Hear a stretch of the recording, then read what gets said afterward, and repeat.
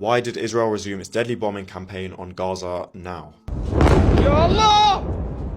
In the very early hours of Tuesday morning, Israel unleashed one of its bloodiest bombing campaigns of multiple areas across the Gaza Strip, completely breaking the ceasefire agreement, with multiple massacres from the relentless Israeli strikes killing over 400 people in a matter of hours, with over 130 of them being children. An additional 500 more people have been wounded and severely injured. But Israel's decision to restart the bombing in this way is not down to military strategy or to achieve any of its stated war aims, but it's personal for Israeli Prime Minister Benjamin Netanyahu and other senior Israeli officials. Israel bombed mostly tents for the displaced people in Gaza, whilst claiming it was targeting Hamas, as it always does. The timing of the attacks, however, is no coincidence. Israeli Prime Minister Benjamin Netanyahu was meant to have a court hearing today to give a testimony in his long-delayed corruption trial. He ordered the Israeli army to resume bombing Gaza on the morning of his scheduled court hearing, and as a result, the Jerusalem District Court cancelled his hearing, citing urgent security developments. The renewed war and bombing enabled far-right Israeli Minister Itamar Ben-Gvir and his party, Otzma Yehudit, to return to Israel's coalition government. Netanyahu and Ben-Gvir have been finalizing an agreement for the party's return after it quit the government in January over the ceasefire agreement, with Netanyahu repeatedly promising to continue the war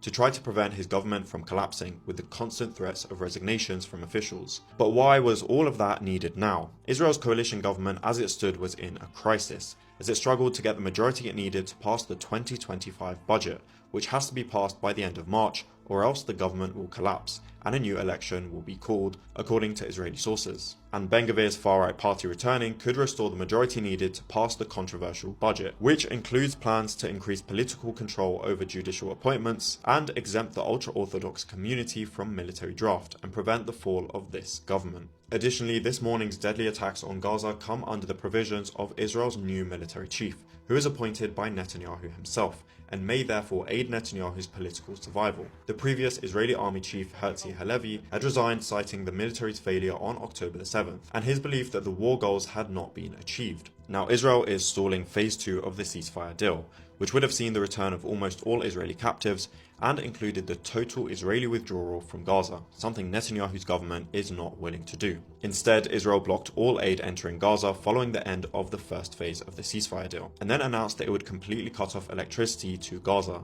an act of collective punishment. Massive protests are set to take place in Israeli cities opposing the government's refusal to go to phase 2 of the deal, and against this latest violent escalation in bombing Gaza. Not necessarily against the killing of hundreds of Palestinians in Gaza, but for putting the lives of the Israeli captives in danger. One thing is clear though, continuation of the war works only to ensure the political survival of Israeli officials.